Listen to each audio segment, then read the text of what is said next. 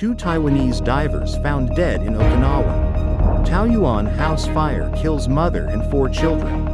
Taiwan plans 10,000 new Taiwan dollars cash payout via ATMs. Thai court removes prime minister from office over ethics violation. South Korea's former first lady indicted for bribery. Caning and fines for those caught in Singapore drug vape crackdown. Archaeologists in Georgia unearth 1.8 million-year-old human jawbone. Tokyo AI video shows possible effects of Mount Fuji Eruption.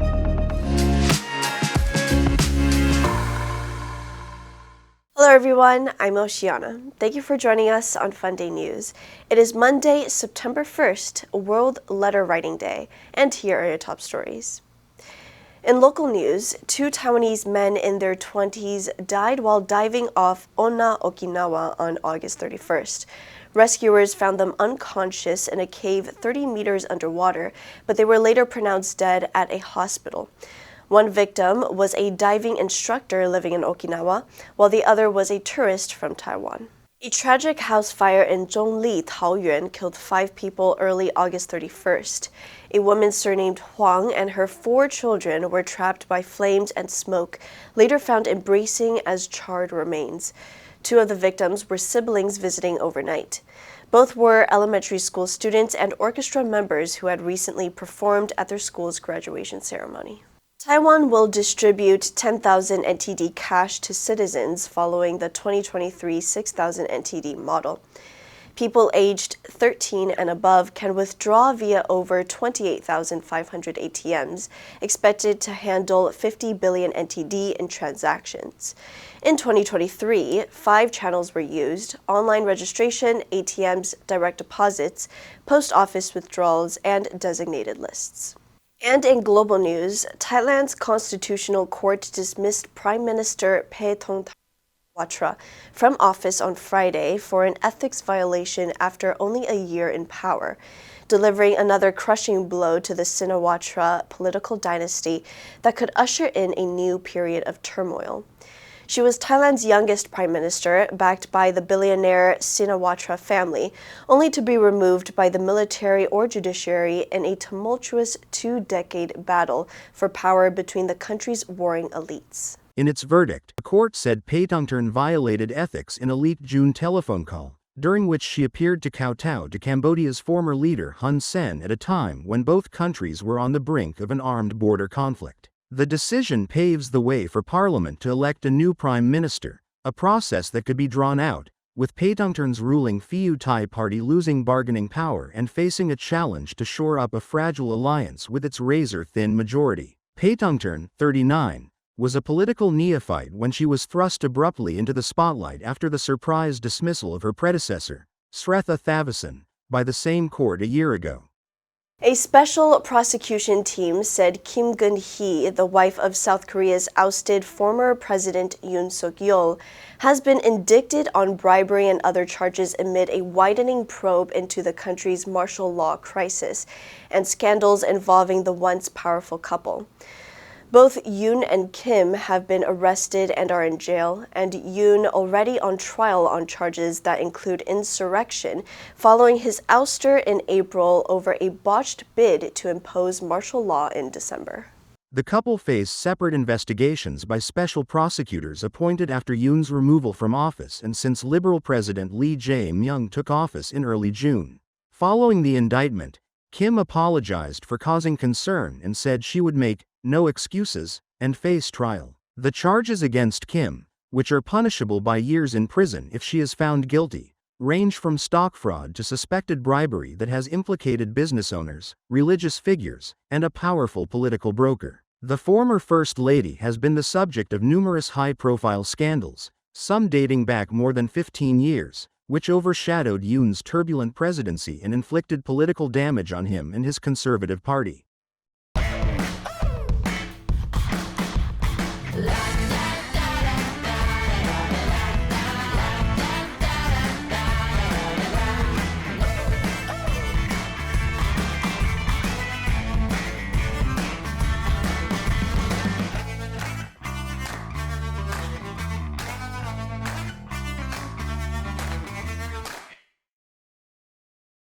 Singaporean authorities have announced tougher penalties for vaping as they try to crack down on the increasing use of drug-laced vapes in the country.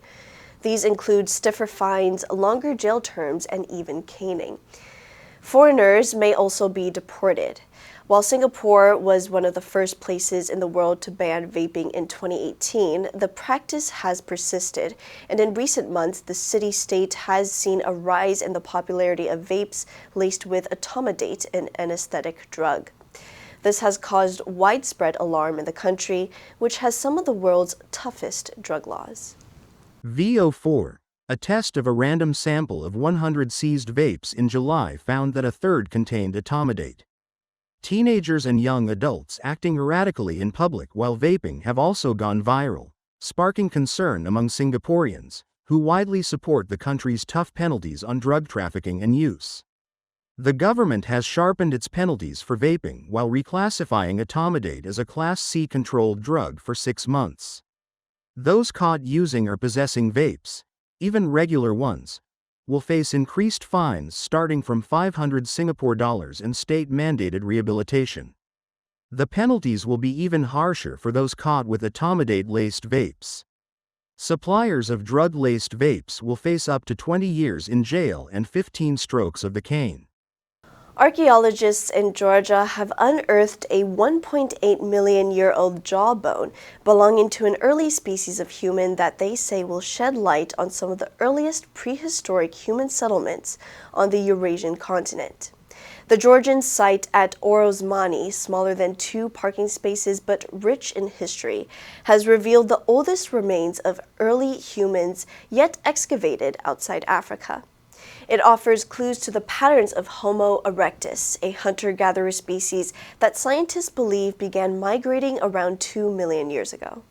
Further research of the Orozmani site gives us opportunity for wider understanding of human evolution and early dispersal out of Africa, because Orozmani is the oldest site with human presence dated back 1.8 million years old.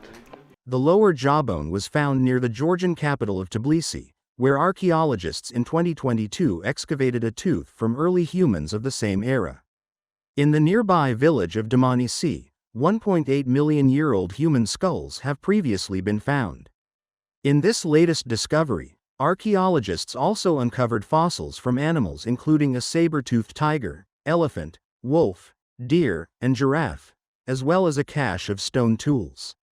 Close study could yield crucial answers about how early humans evolved after they left Africa, including what they ate and what the climate was like. At the excavation site, archaeologists continue to discover new remains of Homo erectus every year.